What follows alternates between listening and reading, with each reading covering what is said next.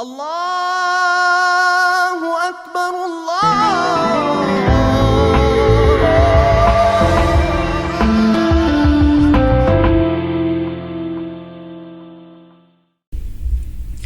Bismillahirrahmanirrahim.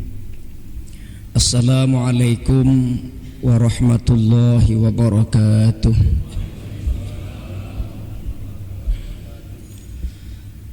Alhamdulillahi wa kafa. Allahumma salli ala Sayyidina Muhammadin Nabiyil Mustafa Habibina wa imamina ahli sidqi wal wafa.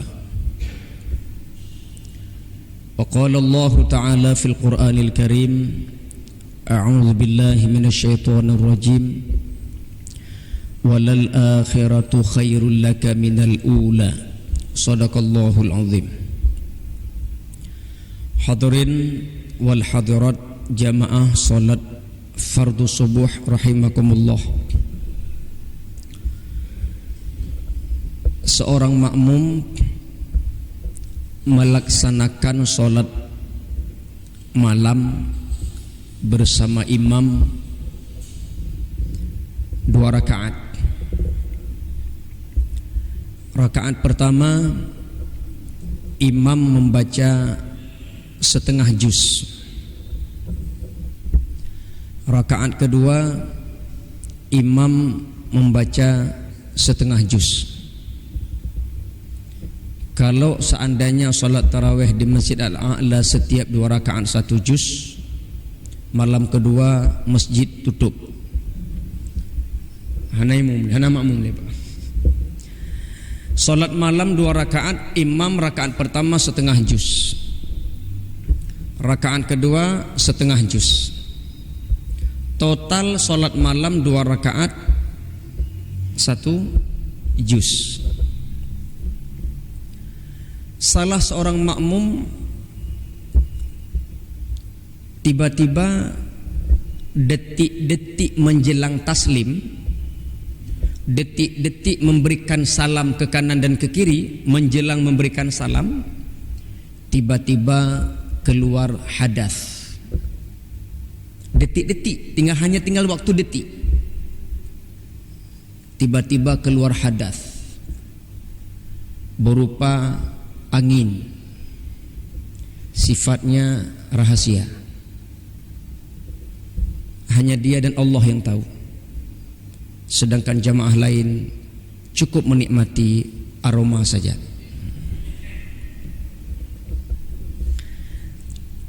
Walaupun imam membaca 2 rakaat 1 juz, tetapi menjelang taslim tiba-tiba sang makmum keluar hadas, maka batallah solatnya. Padahal detik solat begitu panjang.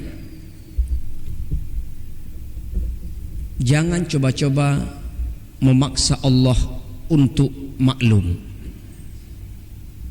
Lu kira Allah maklum detik, nggak bisa. Atas nama belum memberikan salam tetap batal. Makanya kalau bangun sholat subuh cepat sedikit, selesaikan dulu segala perkara, relakan kepergiannya, baru enak sholat. Jangan nanti begitu sholat subuh imam panjang ayat baca sedikit tadi, kampepep tengkuimu hana mafhum ke nggak bisa. Jangan jadi kealasan, maka selesaikan perkara gitu. Itu contoh satu. Contoh lain, katakanlah misalnya puasa hari ini, lamanya kita berpuasa 13 jam. Misalnya kita lama berpuasanya 13 jam. Kita sudah berpuasa 12 jam 59 menit 50 detik. Berapa detik sisanya? Matematik bagah wajud. 10 detik lagi. Kita sudah berpuasa 12 jam 59 menit 50 detik. Sisanya 10 detik lagi menjelang berbuka. lalu nggak tahan hawa nafsu. Lihat kiri kanan nggak ada orang. Di atas meja sudah teratur minuman warna-warni. Di sisi gelas minuman muncul buih-buih yang menunjukkan air itu dingin. Lalu nggak tahan hawa nafsu, kita minum seteguk dua teguk. Pada 10 detik lagi, maka meskipun sudah berpuasa 12 jam 59 menit 50 detik, gugurlah puasa kita pada hari itu. Jangan coba-coba memaksa Allah untuk maklum. Sering terjadi pada acara buka puasa bersama. Nya hana sabali Pak, masing-masing nging jemro. Padahal jem mbak jaro jem kan tu kan jem buka puasa. Kunlik mbak jem kah ka buka? Kalau mbak jem lungka. Gebuka aja. Dia gebuka musuh tu. Ya Allah beri musuh lah kau. Ini sering terjadi. Maka Rasulullah sallallahu alaihi wasallam bersabda pada 2 hadis yang berbeda. Hadis yang pertama, innamal a'malu binniyat. Sesungguhnya amal ibadah itu sangat ditentukan oleh niat. Hadis yang kedua, innamal a'malu bil khawatim. Sesungguhnya amal ibadah itu sangat ditentukan pada khatamnya, penutupnya. Nanti lihat, walaupun sepanjang apapun, selama apapun kita ibadah, tapi ujungnya batal, gugurlah ibadah kita itu di akhir, bukan di awal, di akhir. Maka saya tadi membaca surah Ad-Duha, walal akhiratu khairul laka minal ula. Akhir lebih baik daripada awal. Terkadang kita sibuk mempersiapkan awal, lupa di akhir. Terkadang kita terlalu terlena dengan dunia, lupa kepada hari akhirat. Jangan bangga dulu ketika orang menyebut kita al-mukarram al-fadil. Kita dimuliakan orang di tengah masyarakat. Kita disebut orang ahli ibadah. Kita disebut orang-orang yang mulia. Jangan bangga dulu. Nanti kita lihat di akhir, ketika meninggalkan dunia ini, ketika tutup mata, mampukah bibir ini kita gerakkan membaca la ilaha illallah? Kita sering terlena di awal, menyesal di akhir. Kita bangga dengan awal, kecewa pada waktu akhir. Ibu ketika dulu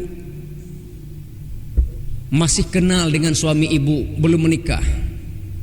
Bapak dulu ketika kita pertama kenal, istri kita belum menikah, kita begitu bangga dengan dirinya. Dia begitu sempurna di mata kita. Di awal-awal kita bangga dengan dia. Gaya ngomong dia, lidah keluar masuk, bang, berjanji tepat waktu, kata-katanya penuh dengan sastra dan puitis, penampilannya begitu sempurna, sehingga kadang-kala orang tua kita nggak setuju dengan dia. Cinta ditolak, dukun bertindak. Awal-awal begitu senang dan hebat sempurna. Baru tahu aslinya kapan? Malam pertama ketika tidur dengan dirinya. Inan ke baru lumah thogoknya. Tidurnya ngorok, ngeces lama. Ikun latih rupanya nyokah lagu nak debut. Di awal begitu bangga, di akhir menyesal. Itulah salah satu contoh. Mari kita lihat keadaan hari ini, Pak. Di tengah musibah Covid, Di Aceh belum. Tapi daerah lain, saudara kita yang meninggal karena virus, jenazahnya ditolak. Istri tidak bisa mengantarkan jenazah suaminya. Suami juga begitu. Jenazah kita hanya diantar oleh tenaga medis. Itu pun memakai baju protokol kesehatan. Saat itu kita dianggap najis, pembawa bencana. Yang lebih parah lagi, malah tak ada yang mendoakan. Walaupun secara kasat mata kita melihat hina di mata manusia, tapi belum tentu hina di mata Allah. Boleh jadi mereka yang meninggal karena virus mendapatkan pahala syuhada di sisi Allah. Tetapi hari ini di mata manusia hina.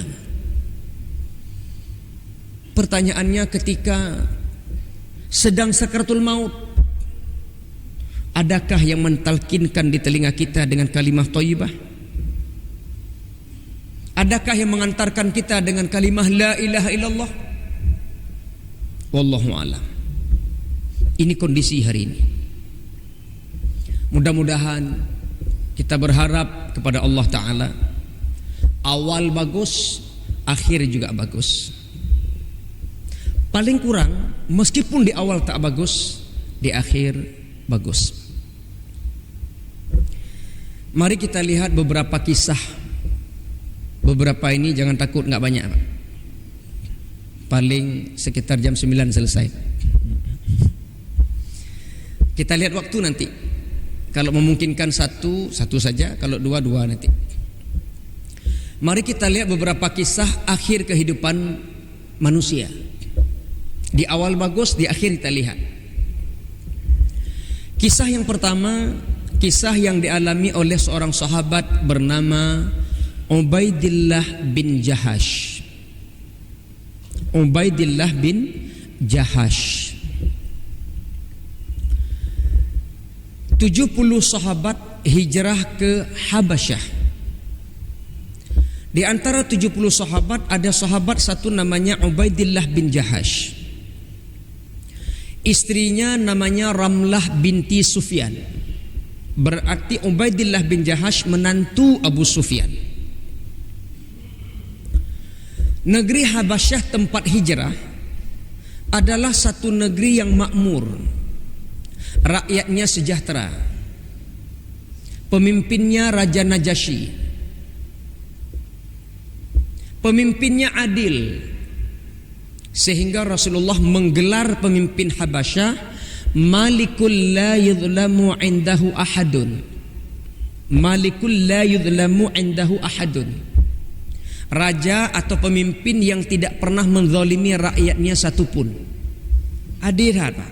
Mestiara rakyat hanya dizalimi oleh pemimpinnya. Tetapi sayang, Habasyah negeri Nasrani, bukan negeri Muslim, negeri Nasrani. 70 sahabat hijrah ke Habasyah agar tidak terpengaruh dengan masyarakat Nasrani.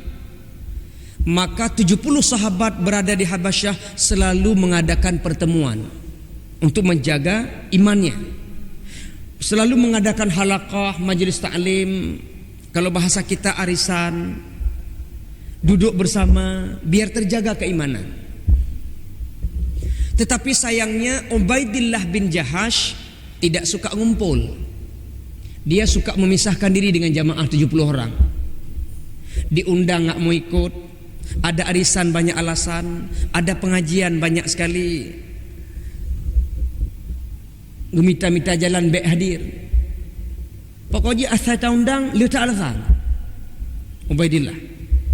Maka menyunah dicat masjid lagi yang model, tak pakai ajak berhitim, tak pakai ajak berjamaah hanawate, sama. Yang Ubaidillah bin Jahash. Nyan Ubaidillah bin Jahash. Karena diajak kumpul enggak mau, pada suatu malam istrinya, siapa nama istrinya tadi? Ramlah. Karena istri-istri para sahabat itu namanya masih original, Pak. Beda dengan nama istri kita sekarang udah terkontaminasi. Nama istri sahabat Ramlah, Maimunah, Halimah, Aisyah, Muti'ah.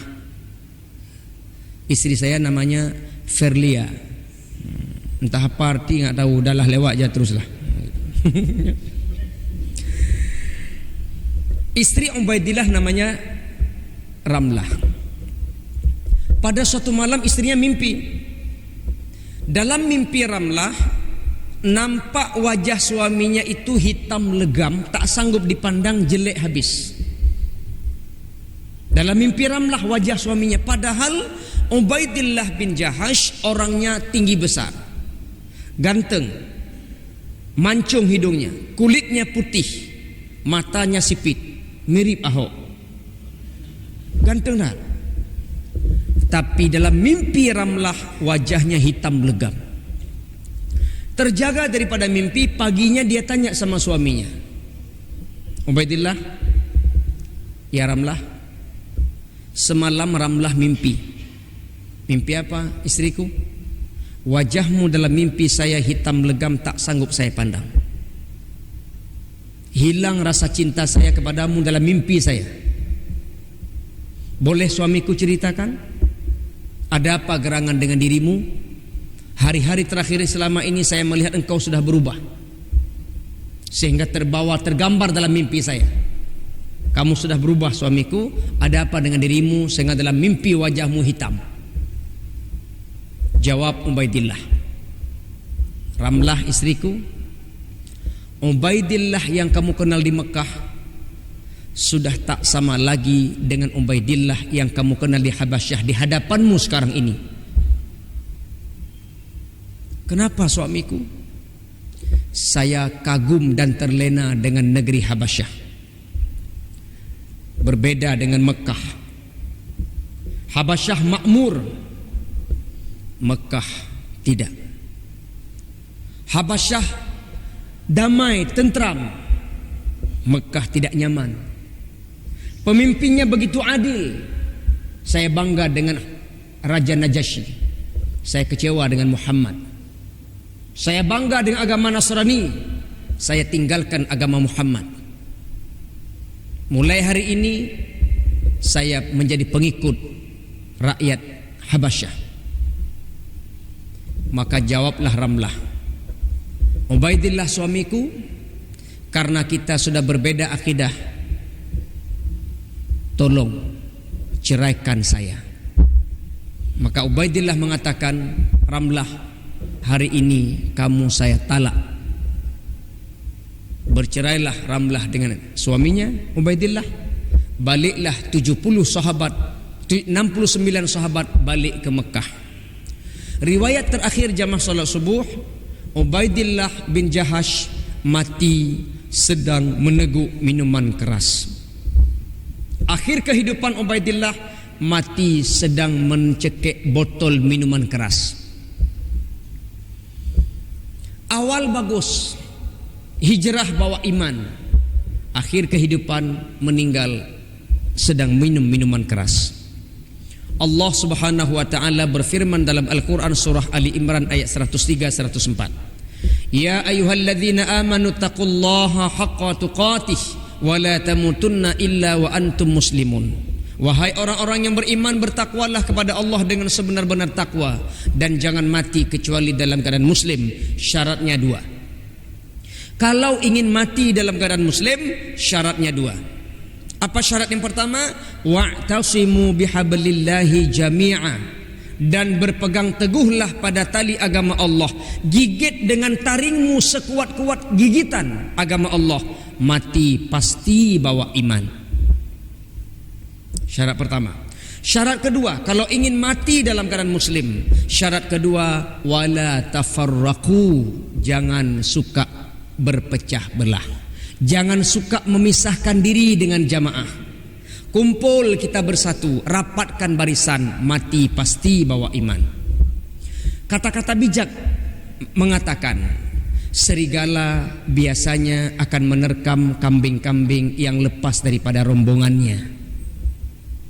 Serigala tidak akan mampu makan rombongan kambing, tapi dia cari kambing yang bodoh dipisahin baru disantap. Maka yang suka memisahkan diri itulah kambing bodoh. Siapa serigala? Syaitan. Siapa kambing? Kambing. Nah yang lapor Ustaz Khalis, Ustaz Umar beli ceramah di masjid. Pakon kambing ke kamurnya. Kenyan maksulun jaga jamaah. Jangan pisahkan diri. Serigala biasanya akan menerkam kambing yang lepas daripada rombongannya. Rapatkan barisan, kuatkan jamaah, meninggal pasti bawa iman. Itulah kisah pertama Ubaidillah bin Jahash, iman di awal, kafir di akhir. Sekarang kisah yang kedua. Di awal bagus, di akhir bagus. Ini kisah yang kedua. Ada seorang sahabat Rasulullah bernama Harithah.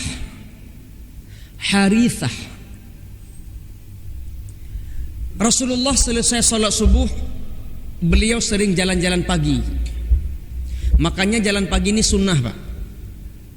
Jadi jangan anggap remeh jalan pagi. Habis salat subuh jangan tidur lagi, jalan pagi. Sunnah. Nah, cuma kita kelebihan sunnah. Jalan pagi kemana? Ke Zakir Kopi, Asep, ke Mahdar, kenan jalan pagi. Terus Pak Urung Kopi, pegah Pak Camat, pegah Pak Kecik, pegah Lurah, pegah Kecik, pegah Kadus, pegah Nunggu Imum, pegah Khatib, habis pegah Mandu. Musapat Langlah Kopi, Mahdar. Rasulullah jalan pagi. Lalu beliau jalan pagi, bila ketemu sahabat tanya keadaan. Kaifa asbahta? Begitu jumpa, kaifa asbahta? Apa kabar kamu pagi ini? Apa kabar kamu pagi ini? Rasulullah tanya kabar. Yang luar biasanya jawabannya seragam. Apa kabar kamu pagi ini? Ya Rasulullah, saya pagi ini masih beriman kepadamu, beriman kepada Allah dan kepadamu ya Rasulullah. Jumpa dengan sahabat lain, ya Rasulullah, saya pagi ini sehat dan beriman kepada Allah dan Rasul. Jawabannya iman. Apa kabar kamu pagi ini? Jawabannya seragam, iman. Boleh ya pagi ini sama-sama kita nanti di luar begitu jumpa tanya. Nanti kita praktek, Pak. Cini kalian jawaban sama. Apa khabar orangnya, Pak? Alhamdulillah tanuh sare kalagut. Ku tanya kabar pursang tanuh sare, Pak. Jadi sering begitu jawabannya tidak sesuai harapan kita. Kibang keadaan sehat, alhamdulillah anak Jakarta kayak wow. Nah, jadi jawabannya seperti itu. Lalu Rasulullah ketika jumpa dengan Harithah tadi yang saya sebut, jawabannya beda, Pak. Sahabat lain semuanya jawab beriman kepada Allah dan Rasul. Begitu Rasulullah jumpa dengan Harithah, kaifa asbahta ya Harithah? Apa kabar kamu pagi ini wahai Harithah? Jawab Harithah, ya Rasulullah, pagi ini saya melihat syurga Al-Firdaus. Saya melihat nampak di mata saya ya Rasulullah syurga Al-Firdaus. Saya berada di situ ya Rasulullah. Saya di syurga Al-Firdaus ya Rasulullah. Jawaban Harithah, dia sedang memvisualisasikan diri dalam syurga Al-Firdaus. Ya Rasulullah, saya di mata saya melihat neraka paling ngeri ya Rasulullah. Saya melihat neraka sedang diazab orang-orang dalam neraka, saya takut ya Rasulullah. Jawabannya syurga neraka di mata Harithah memvisualisasikan dirinya. Apa jawab Rasul? Arafta ya Harithah. Kamu sudah tahu Harithah. Kamu sudah ketahui Harithah?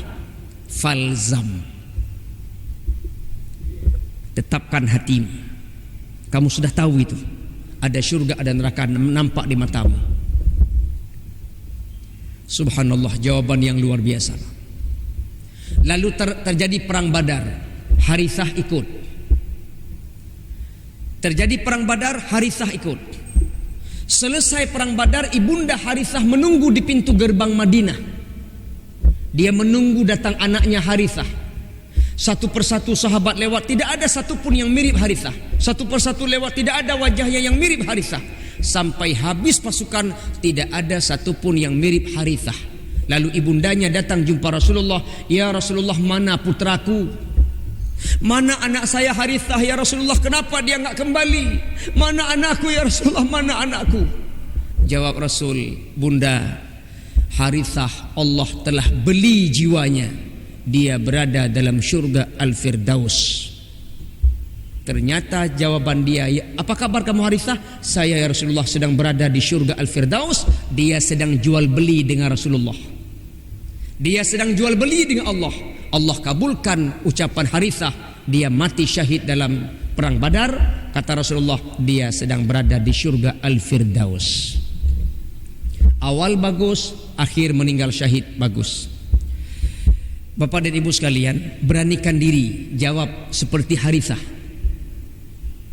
Apa kabar pagi ini? Alhamdulillah, saya sedang berada di syurga Al-Firdaus. Itu oleh orang pungo kah? Jawaban kita enggak cocok dengan amal, Pak. Jawaban syurga Masjid Al-A'la yang depan. Hanya secara adat, hakikat hak Allah. Kenapa Harithah bisa jawab begitu? Dia bisa membuktikan amalnya. Maka berani jawab karena ada berbuat. Kita hakamun roilo indah yang menahu je. Samar pahaba orang yang bekan yang orang gak yakin diri sendiri. Tapi gak apa-apa, kita berusaha jawab biar kita menambah amal. Apa haba Ustaz Omar? Alhamdulillah. Lagi sang lung kabe syurga. Be mentang tamang lonte. Meyakinkan diri biar bergairah amal ibadah. Awal bagus, akhir juga bagus. Minimal jamaah yang berbahagia. Meskipun kita awal tidak bagus, tapi akhir-akhir kita bagus, alhamdulillah. Tapi sebaik-baik manusia tetap istiqamah. Maka Abdullah bin Sufyan bertanya kepada Rasulullah, ya Rasulullah, qulli fil Islam. Ya Rasulullah, katakan kepada saya, apa itu Islam? Apa jawab Rasulullah? Amantu billah thumma istaqim. Apa itu Islam? Amantu billah thumma istaqim. Beriman kepada Allah, kemudian istiqamahlah. Istiqamah konsisten melaksanakan amal ibadah. Allah cinta kepada orang yang beribadah continue. Wa in qalla, walaupun sedikit, Allah cinta. Mudah-mudahan kita istiqamah dalam beribadah, akhir kehidupan bisa keluar kalimah la ilaha illallah. Terima kasih. Al-haqqu min rabbik wa la takunanna minal mumtarin. Assalamualaikum warahmatullahi wabarakatuh.